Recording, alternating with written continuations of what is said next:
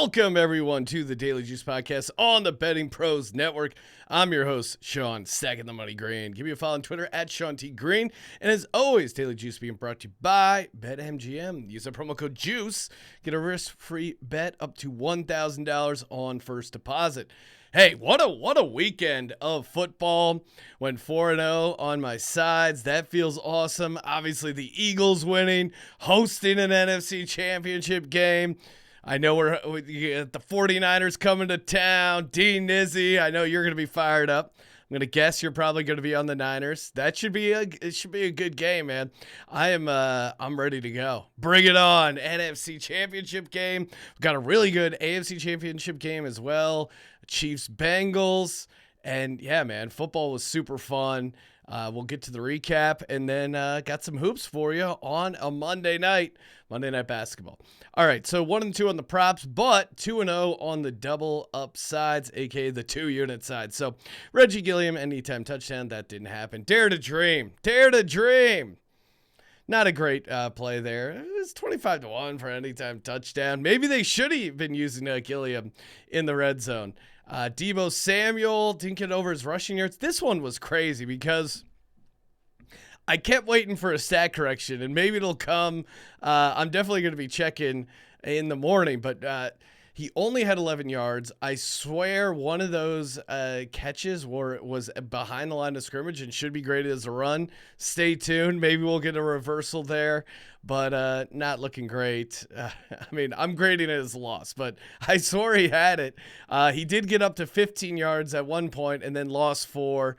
They should have given him the ball more, but the Cowboys actually played pretty good defense and, got to Purdy. 49ers offense was not firing on all cylinders, but they made plays late when they had to.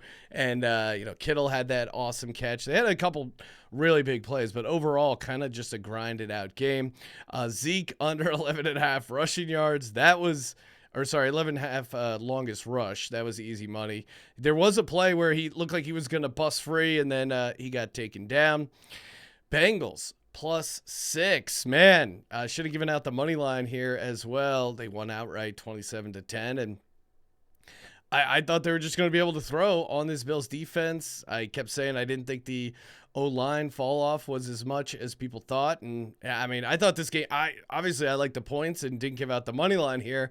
I thought this was going to be like a field goal game. I didn't see them winning by 17. And again, Josh Allen presses like that offense really just hasn't been the same. And, there's opportunities you can take against their defense. Like Von Miller, they struggled to get a pass rush, and Joe Burrow and the Bengals. Listen to everything they said after the game.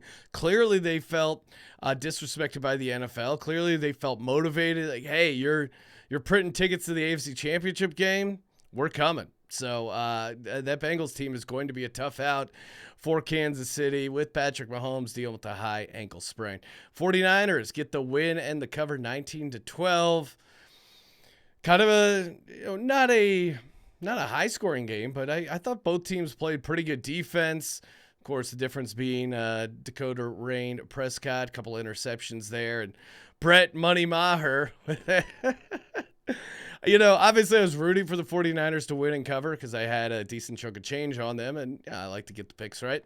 And I like to see the Cowboys fail. But part of me was waiting to see if Cowboys got a touchdown on that last drive. It would have been beautiful just to see them trot out Maher. They had to have gone for 2, right? There's no way they're bringing out Maher there. Of course, he did have a missed extra point. Finished the season 1 of 7 on extra points. But don't worry, they still believe in Maher. You didn't have to believe in him. You could have brought in a different kicker. Crazy. And then, really, just the cherry on top of the awesome football ice cream sundae I devoured this weekend was that last Zeke play. Chef's kiss. Zeke lining up at center. And watching it live, I go, is there some sort of rule I'm unaware of? And then they say Zeke's not eligible. It's like, okay, he's the center. Why would we? Okay, 49ers are going to rush Zeke, right? And they just truck stick Zeke. Oh man, that was just a beautiful moment. Thoughts and prayers for Cowboys fans. Hey, unlike the Cowboys, you can be a winner. YouTube.com/bettingpros. Hit subscribe. Comment on this video. Automatically enter to win 1 year free premium of Betting Pros. Tons of tools, tons of picks, tons of metrics. There's just so much good data on there on the premium. Honestly, I was subscribed to it before I started working here. Highly recommend doing it. And again, comment on a video. Every comment is an entry to win. If you don't feel like waiting, you can just go to bettingpros.com/upgrade. Bet smarter, not harder. All right, let's get to it. Little hoops action. Got 2 college, 2 pro, little 4-pack. Hornets at the Jazz. Are the Jazz a favorites? Then yes, we are going to be fading the Jazz. Give me the Hornets +8 auto fade. Jazz as favorites, 7-15 ATS, 5-10 ATS as a home favorite. Hornets are, they're above 500 on the road ATS, 13-10-3. Hornets have been playing well as of late too. Got a couple road wins. LaMelo Ball is questionable for the Hornets. So again, if you're looking to get down on it, maybe wait to see if he's ruled out before getting down on it, because obviously it will go up. This is just a fade of the Jazz's favorite. So if he plays, I would say bet it right away, because it's not going to get better than +8 if he's going to be ruled out. Obviously, you would expect that to go up. Charlotte, though, sneakily pretty good on the road, points per game, top 10, and Jazz 24th in points per game allowed. They're just that's how you don't cover as a favorite, when you allow that many points per game at home. So easy opportunity here. Hornets +8. Next up, Grizzlies at the Kings. I'm taking the Kings here +2 as a small home dog over on PointsBet. Back-to-back road spot for the Grizzlies. And if you watched, caught some of their game against the Suns, they were down huge. I think they were down 29 at one point. End up losing by 2. I think they expelled a ton of energy in that comeback game. And now the Kings, they're coming off a day of rest, so they're going to be in a good spot here. The Grizz are not great on the road, 8-14-1. And the Kings are top 3 in transition points and fast break defense. So that's kind of how the Grizzlies win. I think this is a good matchup for the Kings and great situation spot. So light the beam, as the kids say. Give me the Kings +2. Moving over to some college basketball, Duke at Virginia Tech. I'm taking the Dukies +3 over on Bet Rivers. Duke has struggled on the road this season, but I think at some point they've adjusted this line too far. Again, obviously they're not the historic team they were under Coach K, but I think as a conference dog, this might be a good spot for them.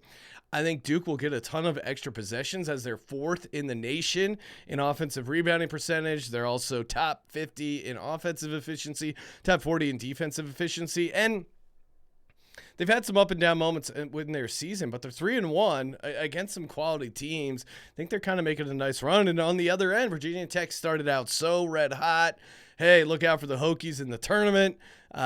Sweet 16, Elite 8, here we come. And now they've lost 7 in a row. So I think Duke as a dog here is a good spot, +3. New Mexico at Nevada. I'm a Lobo man. Give me the Lobos +2.5 over on BetMGM.